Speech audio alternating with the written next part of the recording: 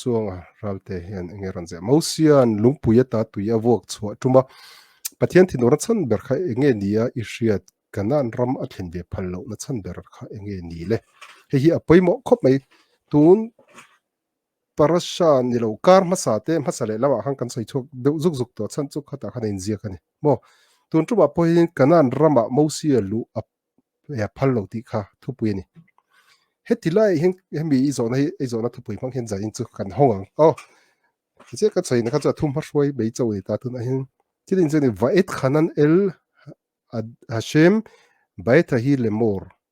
vaet khanan ti hi a thu honna a parasha mi apokan man hi ni a i ve chai zo lo vaet khanan ti chu atong kama a hemi thu malaron mana hi mit khanen ti ni wa mit khanen ti au chu tra o ani mi zo tong tak chun tra o ti na ni pathi vaet khanan el hashem baet hi lemor chuti hun lai chuan pathian hne na adila ti in ni om takani mo tin chu milai mi zo tong hen tingen le tin chu milai vek bok chuan ol pa pathian i che ram vaet khanan ti chu deal ti na ni ma se tra o ti tak zet deal na tong kamani mit khanen kan chon tra o khongai takin tia nge thin long thuk takatanga deal na ni tra o ti khana dik beranga hetilai hinin a horop hi kan han chut chuan mo a horop hi niam miron zong khanin alef hin enge engti nange alef le kha danglam na enge ti zona kadonga hebrai tonga chuan ivrit hebrai tonga chuanin number chena pakhat pani pathum hi a hranin kan nei lawa horop mangin kan sir thina ni chu tiang che chuanin thumal te hi a numerical value kan ti mai a gematria kan te hebrai tong chuanin chung chu om zia nei ni vait khanan ti poi kan han chu chu chuan voi zanga le som panga ti na ni mosia khanin pathian hne na khan kanan ram lut ve tur khanin voi zanga le som panga lai thin lung le ti tak zetin tra o tak mewin dilani hetrang hen chu tiang chu kan zir chok thini amai ro chu pathianin he chungchang thu om je chu i thil ron dil na chungchang thu hiani min ron belto su tin khapani mo anna om tro mo tuna hianin kan ule naute kan Mizorama te Manipura te ramtiam apem vea aliati vea kalve theina turin ti tak zetin an ngaka mo hak tam takinom amai ro chu he tuna kan parasha hi eng entona kan ti dami ti tak zeta dila lo chu kha aro pui do ni mosia kan pu mosia mo roi tu rabi ro pui berzol nei ro pui ber po ina voi zangale so pangala ya dil po pathianin he chungchang thu i alia min dil na a hinin min ron benon le to su ati kha ania anangotang amai ro chu chana nei ni tuna hei than chuanga ron zo na ang chi hianin a chan chu nia a ming ve mai in pakhat na chuanin chian apshat atang kan mu apshat kan ti chu ziak hang atang kan mu thea chuanin mosia khan ni lungpui ta tuya vuak chhuah lai khan pathian hming alam lo ani pathian hming alam lo ti om zia chu amikadesh lo ni pathian tang kha thila kha ser lo ani a ser thiang lim lo ni enge om zia kan soi chiang tun le khabu parashat deuteronomy bu shim ami kan mu hewi chu thang tharte vek hani to ni thang tharte kan ti chuan ai gupta ramata an chua en thatu ten tira thitura an pathian an chung thu en thatu te awanga thitura an chung thu rel te an thi zo to nu thil thleng khani chung ho te chuanin am nu le pa ten thalera voi engemaw zat voi kualai mo an nu le pa ten voi kualai an lo phun noi to na ang kha an lo en ton ve ni chuda chuanin miriami mosia unau nu Miriam mi kha thia a thi ve ta ni po dor mit bar ani ho mit bar a chuan jing mi khani a thi ve ta ti chuan ama that na zar zovat an jinga tui chun chu om ve rang kha a bo a ral ve hala ni mo kha kha Miriam mi ro pui na le Miriam mi that na Miriam mi thil ti ro pui a wanga tui phang lawa thalera kum som li chungan nei ani in tur mo achan che nge Miriam in kha thatna kha thatna kan da mi kha phu na kha nei kan ti chuanin tuna an hroi tu pa mo si hi tuya tanga chan chuani mo kha tuya khanin a en kan thathawa mo si chungchang thu a thon thu ti mai lo an thu ruk the ni to lo khan no te lai khanin tuya anuna da a phai rong long siam sakin tuya da a unaw nu Miriam in engtinge omzel don tina en renga ti chuanin faro fanu in buari na hua e hei chu hebrai no pangani hi tia nu te pe kan han tuma gentle nu te kha pakhat ma in a ne du lo wani a unaw nu khan e he tinga a ne du lo wa tra rang chuanin an that mei don chan chu hebrai no pangani tin thra sia tia chu wang chu na va in lan va ta faro fanu ne na khanin kapi he no te hianin hebrai nu te chaw in du ni hi a om sak tu tur chen nu te pek sak tu tur che kalo janang che ti khana tia ti chuanin ama nu ngei yo kheveti kha va kowa ti chuanin mo si ele anu yo kheveti kha lal ina chomin mo lo nei hin an omani kan ti don miang chu tiang chu ni khatta awa in lana huai sen taka a u nau pa chan chuana tuya ta lak chu ani a thi mei tur din muna a om lai thi na ko tlanga din laia huai sen taka va awa in lana wang khanin ha khut kha right kha nei ni chuwang chuanin thalera khatiang khut kha nei lo se chuanin mo pathian thil mak ti theina tron thleng lovin khovel kal phung pagai ang ni don ta se chuanin thalera khan thi mei turin om do ne tui hala thi turin Israel fa te moral kai chin ringot po nu eruk ho te kha thi turin om do ne amai ro chu an zinga zol nei ro pui Miriami ho an hruai tu mo si a chan chuak tu nu kha a tel ve ta wangin tui khanin azui ringani tui an jing han chun tui chun chua be er Miriam an ti mai Miriam mi tui chun chua kha an jinga kal tel ve zelani chu chu Miriam mi thi khanin az khut nei tu a right nei tu kha om talo a om tak lo chan tui kha om talo tui in tur Israel fa te khan nei talo wani ama ero chu thang thar hote vekan ni to tu chuan an nu le pat an nu te an pa te khan thi zo to an pa te lo phun noi thin ang khan ram phun noi ve ni thang thar hote khan thi turin kan oma di hi ai gupta ram khan lo om le le ta la tui tui tui halin kan thi lo tur ti han an phun noi mo sian hne na khan an thlen ani mo si kha thin rimani phun noi mang te u in nu le pa te phun noi na in ron phun noi ve ta ni mo ti lo hau sap pa pathian hne na wa a then sak tho ani se pathian chu an phun noi na hi thilom renga lom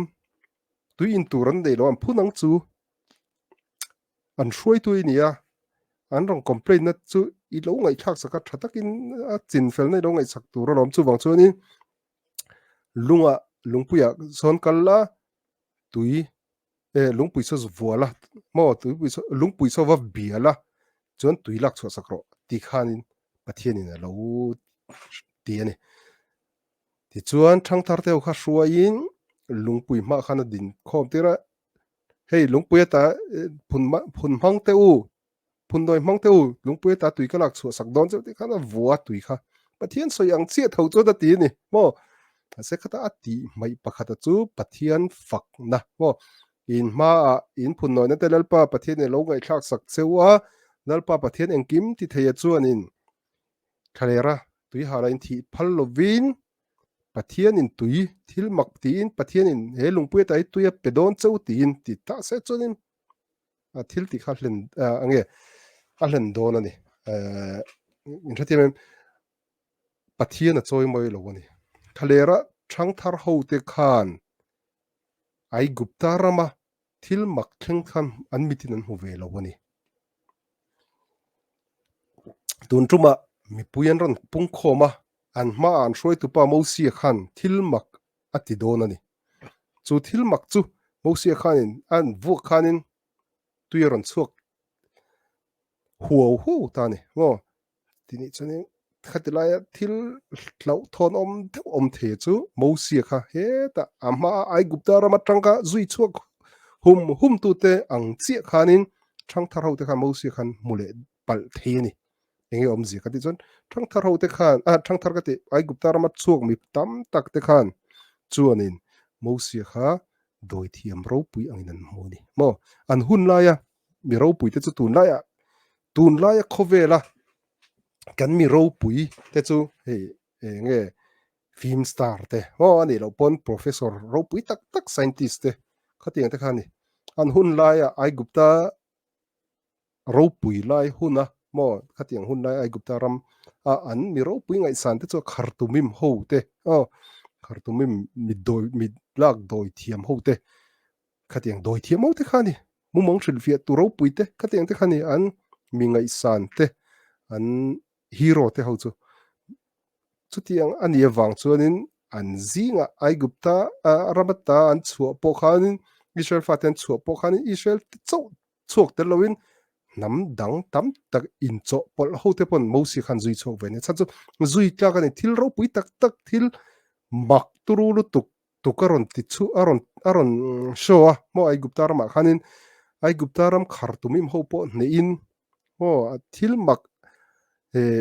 voi level thang chun ti ve thei mo tui ti sen te pon ti ve thei amai ro chu nge le ta ran nung nge vai mi te o tho ten ti chu ka chun ti chok ve thei to lo it's by loim hi an ti kha pathian kut jung tang ani hin ti mai kha chu wang chuanin mo sia kha an thil ti khanin a ne tu kha chang zela ti chuan khati khop mi ro pui chu nge doi thim ro pui angin an en ani mo an hun lai an mi ngai san ania amai ro chu a thil ti thei na pi lam thil ni to ti an mu tui pui a han ti then phuk ta ka kha chuanin hei mo sia chau thil ti ni to lo we pathian thil ti ni chuwang chuanin pathian thil ti nia a chia lo mo sia hmanga aron ti tir aron ti thin ani hi ti kha an hre thiam ta chuwang chuanin az ya shira po khanin tui pui sen an kan hnuwa an hlasaka po khanin an hlasak dona po khanin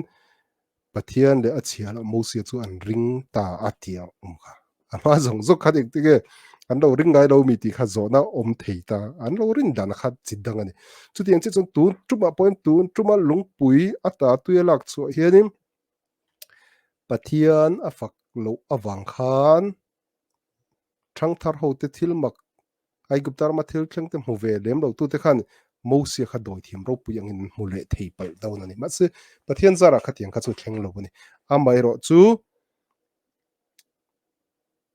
thang thar hei tu na kan parasa kan mu chho tura pen thang thar te na zirtir na apek motora chirang rang a soi non le na ni thu pek som te po soi non le ni khatiang hun khan ya thang thar te na khanin zirtir na pek hun lai tak khanin tuna thil ti mak pathian atanga ron thleng tura kha takhan pathian hming lam lowa khatia ti kha thu pe kan yang pathian in tirotia ta tia atiang che chon tuite po chuak tho amai ro chu pathian fak timeng pathian hming lamin tita se chuanin mi puite khanin pathian le mosia kha an rin theina tur kharon om do tin heta tanga kan soi hemi kan soi la soi mai lo thin tur chu thu pe reng reng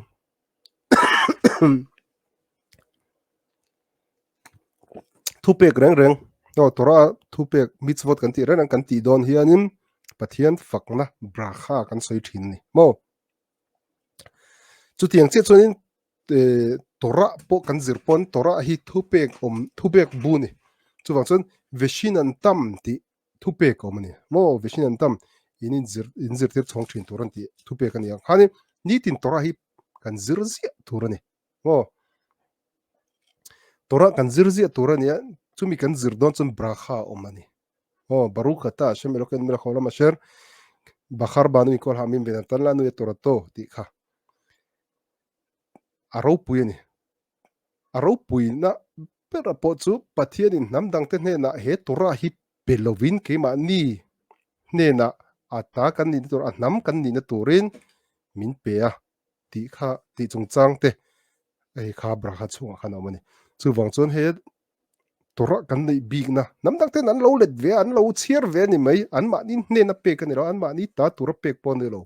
tin a chunga thu pek te po namdangin karma sa pa miron zot to shabat te hi gentle ni chung hina serve them ti te ma ni ta tura ni lo cha ma ni ta khan het mi tora chunga thu pek te poi mo na le an man tu rom lo ni ho thil tha tak tak nun na at nun mi hring nun phung ta na thil tha tak tak chu ram tak chu om theyang amai ro chu tora ani na dei pathian in tora thu min pe kalom ti chung in gentle khan ron zom ve ngot thiang lo ni ho khatiang kha ni chu wang chu nim khovel mi puita ta khovel a mi hring billion sari chung omna hianin a hnam tlem te a rampo khovel ramte berpol mo a nge a ram hming Israel ti po zia len lo na khovel map kan zia chang po a chunga zia len lo na ram te hi pathian ina thang ani chu wang chuan chu tiang lek ni si chu tiang te ni chung si a pathian min thlan tlot na nam dang khovel ke ni aya hei tun parasha po in nang ni ai ro pui nam sang te ka no chu ram ti te soya om che chu ke ni ai thil thei tak tak no ke ni Israel te ai thil ti thei tak tak nam tam tak nam chak tak tak khovel hen tamani chung ai po ke ni kan phu lo chung kan pu te that na kan pu te zar zo ve mai chau kan ni kan pu avram te ichak te yakov te zar zo ve mai chau awanga he ram lu theya mo he ram lu the kan hi thil ro pui takania chu chu wangin hetiang kan ti tuna kan soyang khanin tora thupek tam taka oma thupek hote anga kan ngai po ni se kan ama in pathian kan fakna ngo braha chi sang sang om ei thil ei dona po thil ei dona po thei a kunga om a kunga kum nun chi ngo khatiang ra ei dona braha mal somna kan ei ma soi turte azam chi akum hun lo chi ei dona braha mal somna soi phot tur chung chang te thil chi sang sang thil enge thupek sang sang tam tak om khang mitzvot kan ti don renga khanin braha mal somna kan soi phot thin thuna mal somna kan soi khanin kan thil ti tura kha mida entirnan me me lo tiang o entirnan me me kutsilna a mo kutsilna thupe komta sta chonin kan silin braha te kan soi thin ani mo namdang ponan kutte pon silver thin mo in thiar te pon in thiar thin tin thil chi sang sang kan tiang thil tam tak kan ti ve vek thawani a mai ro chu an ni chon khovel kal phung ang pangai o mihring nun phung ang pangai thil an ti ni cham pathian fak pon tum ve lem lo a mai ro chu ke ni chunin khatianga khanin kan thil ti kha pathian ta na kan hlan thiang lim mo kan hlan thiang lim na kha kha atikun khovel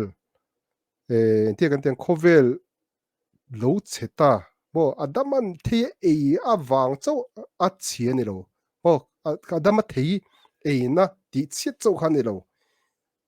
abraham ron lan ma chung jong khani khovel kha anti chiani mo mihring te mai baka le nung cha zong zong te podan ti bol hloyan ti chiani khatiang zong zong pathiani na adu taka khovela siam adu taka mihring te siam te zinga ti chet thil lo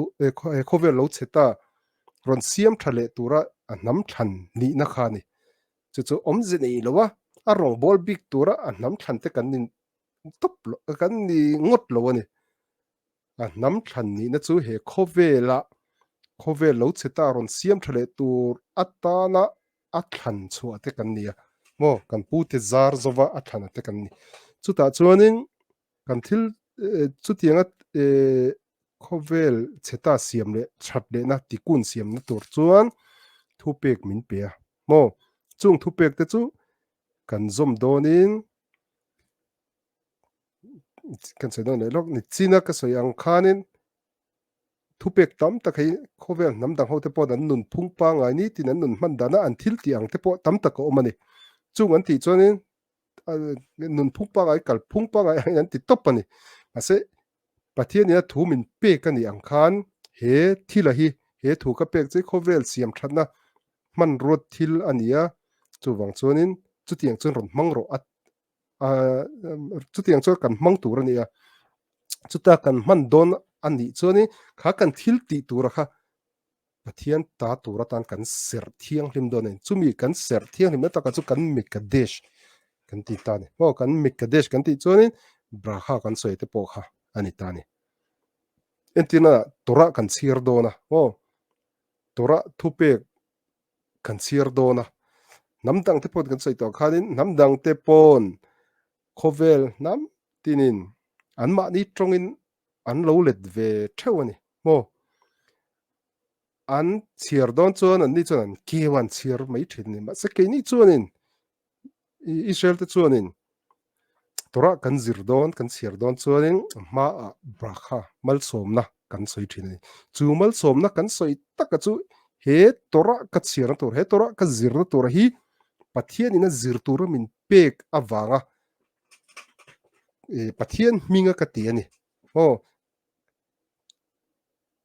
tia pathian tana kan ser than na lai taka kha khap ani om zia taka chu adama atanga abrahama hun thleng khanin mihring te khan lei mihring te khan an ma ni thuin khovel kalphunga kha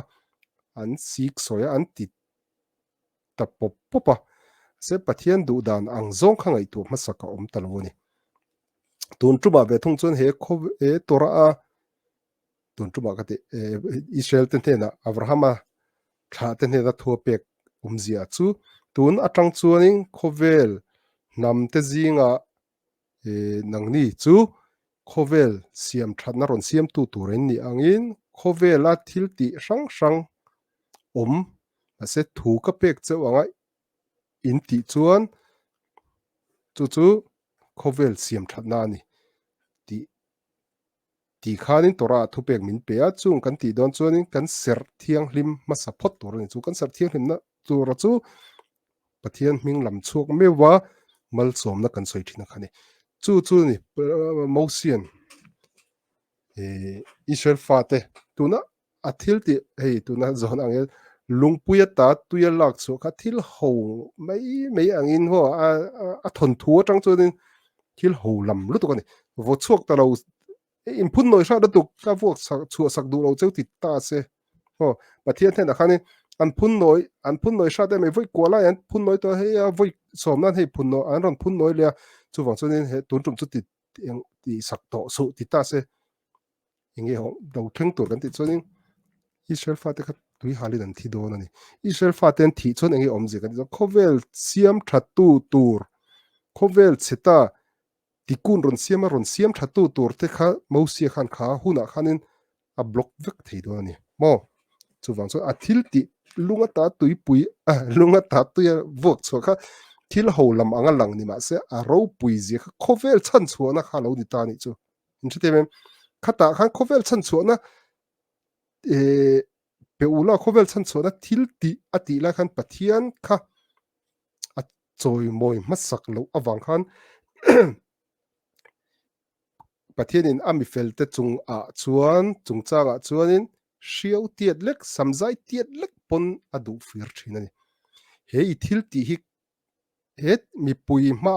berabim mo he mi pui ma I thil ti hi holam ang takal lang ni ma se a thuk zele a turu zia hi tuna hen ka ngai dam mai me che voi zanga le som panga lai lu ve iron dil ang hi lo pom sak che ilang chon nakina I zirtirte I hroi chu nam te hianin thu pek ngai poimo lo na ro lam thei don wo chu wang chuan nangma chunga chuanin nangma mosi chunga chuanin ka du fir don ani chu wang chuanin he thil lunga ta tuilak chhuah chung chang thu atang hian mi in tluk pha theina chance lian tak tak a oma tin mitam takten tora thupek ngai poimo na chang an hriat thei tur chance lian tak a awm bawk ani chumi ni wang chuanin he thil awangin ka hremang che i dil na ka pom sak lawang che atini a awm zin thate lo pom sak ta se chuan tora ngai poimo lo na khana changle thei don ani nakina pathian in thupek hrang hrang in pe a heng thei ka ti lo chuan ka tong tanga dam le mai don ni ka tong tanga pathian mi ngai dam le mai don ti theina chance kha om thei don ani chuwang chuan thil te tham ang deuh lang po ni se e a phe na thil om kan ti don na me tu na ka soyang khanin tu na a lungpui lunga tanga thil tuya lak chu kha khovel siam thatna mo Israel fa te chau ni lo nam dang te po an dam na tur ta na dam doi tui a vuak chu hum lai ni enga tinge gentle te le Israel te chu thum hun an hlei nem enge mosi khan fu chu lo se gentle te thi na turom tin zo na ril in ru ro man me thei ma in kan en chuanin e tuilet lai khan no wa hun lai khan in gentle te lom gentle te ni kha pathianin an sual over to lo to ka ti a tuilet mangin ron ti lum vek ni kha gentle chunga po a tuan tho Israel fa te le gentle te in kai ti ka te in an lo na chu pathianin Israel fa te chu an ham thlan te nia duat big ti lam pang ro a nam thlan an ni na chan chu khovel cheta siam thale tura at kal phung tur anga khovel pathian rem ruat pathian pathian plan anga khovel akal chhun zoma a om theina turin Israel fa te khovel dam do yatan khovel chandam turin a dani chu ni a Israel fa te om lo ta se chun chen tel te phei chu eng tiang ingen om an om theina chana om lo ani